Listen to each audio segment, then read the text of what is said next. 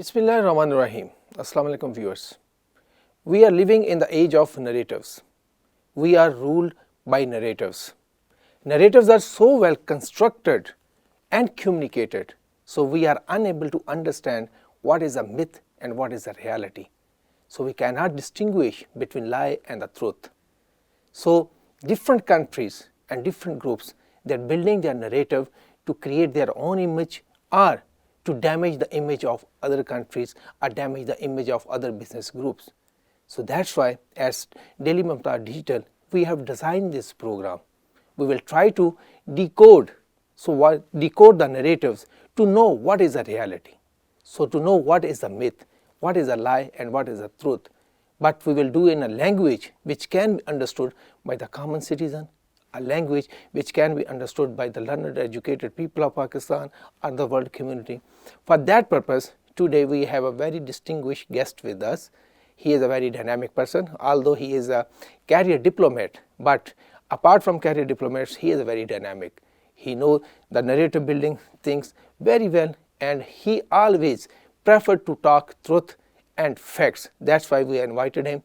Today with us is Mr. Wang Xingying. He is the Director of Political Section, People's Republic Embassy of China in Pakistan. Welcome to the show. Thank you. So, this is our first show. Yeah. So, we wanted to have somebody who can really inspire us and work with us. So, first of all, before going to our other questions related to our bilateral relations or some CPEC or some other things, I just want to start with on the lighter tune. So, this is your second time in Pakistan. Yeah. So, how you find Pakistan? Any special memory or something you want to share with us? Well, sure. I love Pakistan, and that's why I'm posted here again. I think for a Chinese diplomat, being posted in Pakistan is a good blessing. Oh. Yes. For the last term, it is 10 to 12 years ago. I spent 2 years here, and I got married here. Oh, that's wonderful. Yes. And my wife can speak Urdu, so it is not only me, actually the whole family who are serving just for the friendship of Pakistan and between China. So of course it is a treasurable memory, and I think sometimes I always record the good old days, and by that time, of course, if you see the changes, I would say the load shedding, we suffered by that period, but somehow due to the CPEC, in particular the energy sector, it improved a lot. And also I recall some of the memories I spent in Gwadar, and by that time actually I was one of the teams that to coordinate with Pakistan side, that to have the handover of the operation for Gwadar. Okay. And now for this term I have been there for 3 times. Great changes have taken place. Yes, and recently I just finished from the visit to Gwadar, so it was really impressive. So we were right to choose the right person, because not only you but in your family, so you are working with the Pakistan and Pakistan community for a long time. So let's now come to our main questions or the main part of this program today. We will start by discussing CPEC, but in the broader context. Yep, please. If you look the big picture of Belt and Road Initiative, which recently they have concluded the 3rd BRI forum. Fortunately, I was also there. So how you think in the whole scheme of the BRI, how CPEC is performing? It is glad to call that the CPEC is one of the pilot projects under the framework of the BRI.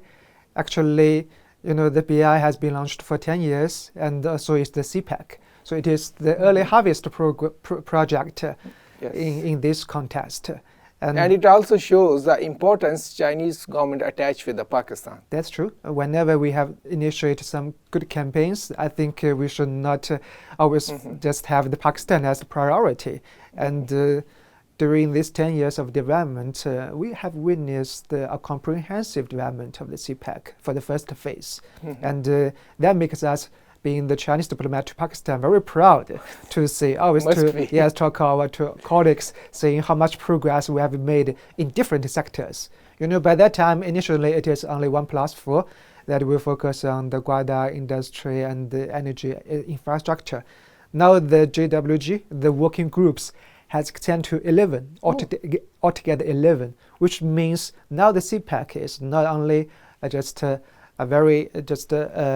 focused on economic side, but covers a wide range of the areas. Almost the whole platforms. We will discuss about. We will discuss, but coming to our next part. So when we look at the last 10 years of CPEC, so what do you think the major differences the CPEC brought to Pakistan infrastructure, Pakistan infrastructure or Pakistan economy? So how you can elaborate on that? I think the infrastructure is very important. Everybody knows that it serves the foundations for countries' social and economic development. I just mentioned about the load shedding. I think the energy sector, this is the most heavily invested, as well as the prominent progressed areas that we have witnessed under the CPEC's development. And now it covers about 1/5 of the whole capacity, installed capacity of the power of the country. And we have 14 projects at different levels. We have the power plants, as well as the hydropower, as well as the wind farms, and also solar panels and solar parks. And that is very important, because most of the time when we listen to different propagandas or different narratives being peddled by those countries or those people who are somehow they don't like CPEC. I'm not using the strong word. Somehow they don't like the CPEC. They say so. The energy is a coal base, but you are telling us more about wind and solar and hydro. Yeah, I think that is very important to highlight. It is, and even for the coal-fired power plants, it is used the supercritical technology, and which is quite clean and can produce the electricity at a very low cost. And now we have the Carrot, that is the first hydropower. Of course, before we have the ECP to have a lot of the hydropowers to be conducted in Pakistan already. And let's take Carrot, for example. It can just meet the demand for 5 million families here in Pakistan. And 4 or 5 million families means for average size is about 4. Yeah. So it would be the... It is. And also, the hydro is clean power. It can reduce the CO2 emission by 3.5 million ton every year. So which is quite just I hope. Impressive. So government of Pakistan must have taken the notice, and they have built some proposal for the CDM, because we are just bringing so much, it's bringing lower this number of the GHG emissions. Yes. So we can submit some project there of CDM or some climate financing, because it's a real reduction in the greenhouse gas emissions. Yes. And also, so it is not a part of the CPEC, and maybe you are not looking at that, the nuclear energy. So the China has built so many nuclear energy, 2 or 3 major nuclear energy plants in Pakistan. That is again a very clean. It is. Because it is clean energy, and of course it is not within the framework of the CPEC. And somehow it also makes contributions to Pakistan's society. And sustainable, because in nuclear we have some capacities to meet those fuel requirements domestically. Yes. It is also helping us to reduce the import bill. Now coming back to the CPEC. Yeah. So apart from this energy and also the connection. Yes. That is also another important part. In China, what do we call that? If we want to get rich, build a road first. Yes. So under this part, we have the KKH upgrade project, as well as the Peshawar to Karachi motor highway. And I can take an example to see how the changes have been brought by the improvement of the infrastructure. As from the Sultan to Multan, I think the previous, it would take about 11 hours for the drive. And now after the motorway completes, it just reduced to 4 hours drive. So yes, it just give a lot of the convenience to the people, as well as to reduce the cost of the logistics things. And it also paved the way just for the future. I was just looking at one other example from Khanewal to Faisalabad motorway part, which is jointly built by China and ADB funding also. It helped to reduce the travel cost and transportation cost for the textile industry. Because in Faisalabad, there is a textile industry. In the southern Punjab, there is a cotton production area. So it also reduced the transportation cost. So you're right on that. And when we look at this infrastructure, I can completely understand your point of view when I look at the Chinese new vision of 3-dimensional transportation network. And I learned that, so China is also bringing that part to Pakistan also. But we will discuss that sometime later. Now, coming back to the CPEC. So during the first phase, CPEC created so many jobs. So can you a little bit brief us, so how the CPEC helped to bring up more jobs? Sure. And so far, the accumulated figure has come to, I mean, the director jobs is about 150,000, and it could be more in the future. And the indirect, it is about 230,000, something, yeah. So that means if 230,000 indirect jobs, it means 230,000 families. Yeah, sure.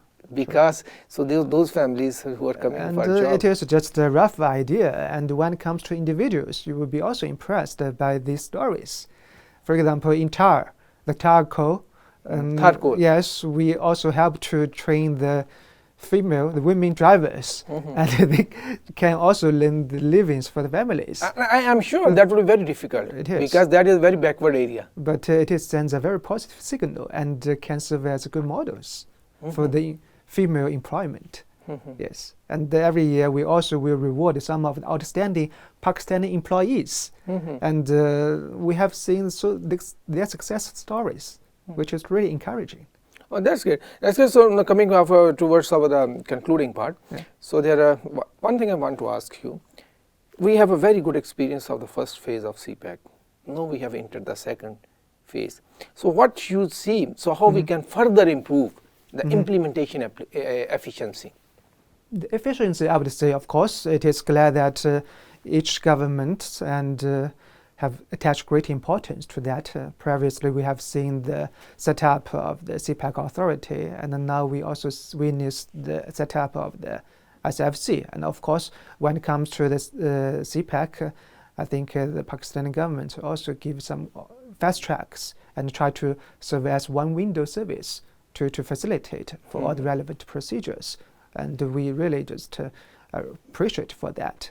And because now come to the second phase, we have made what we call a targeted, like upgraded version of the CPEC. We will mainly focus to develop into 5 directions. One is the, the social livelihood enhancing corridor. We will have the growth corridor as well as the green corridor, innovation corridor, and the open corridor. 5 directions.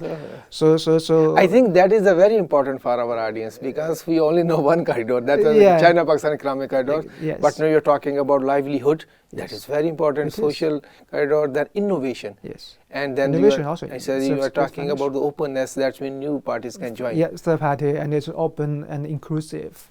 So hopefully that with this kind of directions, which is shared by the Pakistan side, we can make it just more efficient and to be implemented at a fast pace.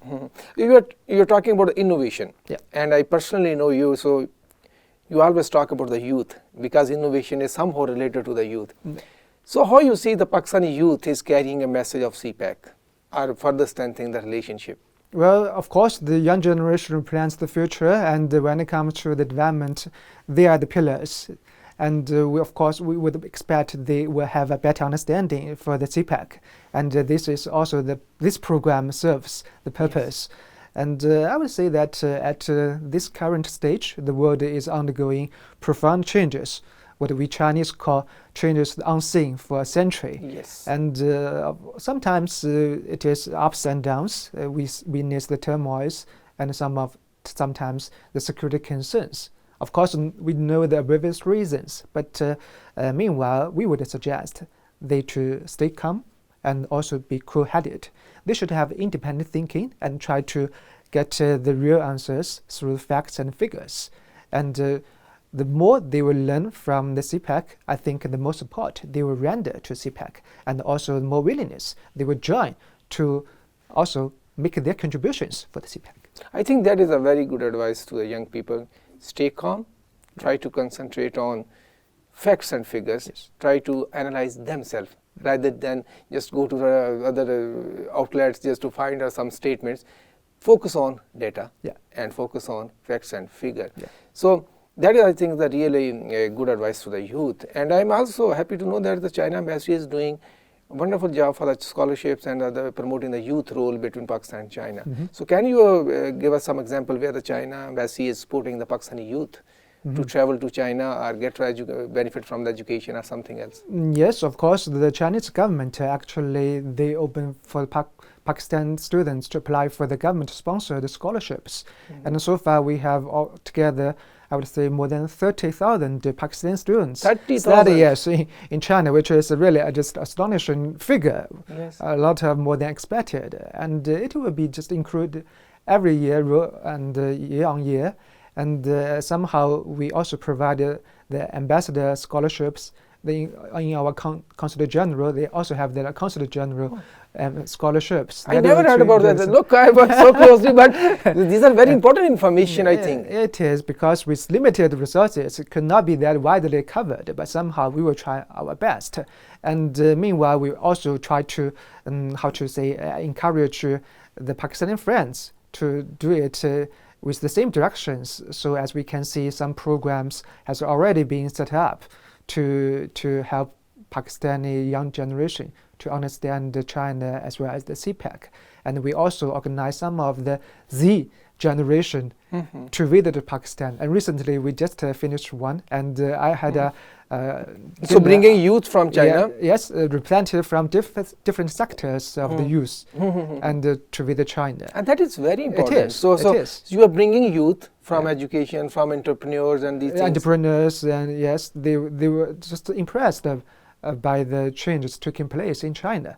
And I had a dinner with them after they came back, and it was really quite just a good atmosphere. And we should do it just more often in the future. So that's good to know. That I also know that you are some Chinese company. They are doing a wonderful job, especially when I look at the Huawei, these companies. So they are putting on ICT academies at different Pakistani universities. Yes. That is also very important for innovation. And they told me that Pakistani students, they performed quite well in competition with all the rest of the world. Oh, that's good to quite outstanding. And they always win the good award in the competition. So I think there are a number of programs which I know personally, but maybe people don't know much about those programs. So in the recent past, not in the recent past, but few years ago, so Chinese university was not a preferred destination for many countries. But now, when I see the number of 30,000, it shows that as the Chinese education universities, they are getting the recognitions and they're attracting. And I'm happy to share that to viewers. So Tsinghua University and Foreign University and some other university in China, now they're the top ranked university in the world. If you look top 10, you will find a Tsinghua there. Yeah. So they are competing with the world universities. And in somehow, so one of my friend's daughter, she is studying there, she was telling us, so she can find latest equipment which may not be available in the whole Europe. So they can make experimentation and other things. That is a very good to know that. I think there's a more need to educate the young generation. So what opportunities China have? For that purpose, we will come back to you some other day with a special focus on youth, how we can enhance our bilateral relationship and how the youth can play a role. At the end, if you want to give any advice to our youth to understand or to negate the propaganda or to counter the propaganda, if you have any advice for them. Well, I've previously thought that I should just have a say, go to our website. But somehow it is just joking. Actually, as I said, that the disinformation and the misinformation have been quite widespread. And recently the launch of the Gemini, as well as previously the ChatGPT, we will see a change of the era. And I think the young generation really shoulder their responsibilities to be as I said, the backbone of the country. So for this purpose, you should have been well prepared and always to be confident about the country, as well as that to show your diligence and dedications to prepare for this cause. And meanwhile, I think because I'm quite confident, it's not necessarily because I'm a Chinese diplomat. Since we share quite common way of the past in the previous histories, and we would like to assist Pakistan in find a sustainable way of development. And we're always on your side, so hopefully the young generation can also would be advocate as well as the supporter for the bilateral ties. Thank you so much. So I think the one word which has touched me, you said be confident of your country. I think that is a very important message, and thank you for telling us, sharing, assuring us that the China is with us. So I think that is a real friendship or the brotherhood we always cherish about it. Thank you so much for your valuable time for today's session. So viewers, so this is our first program. Do give us your feedback. Your feedback is very important for us. So visit our page DailyMumtaz Digital and give us your feedback. We are waiting for your feedback for improving the quality of this program. Thank you so much. Allah Hafiz.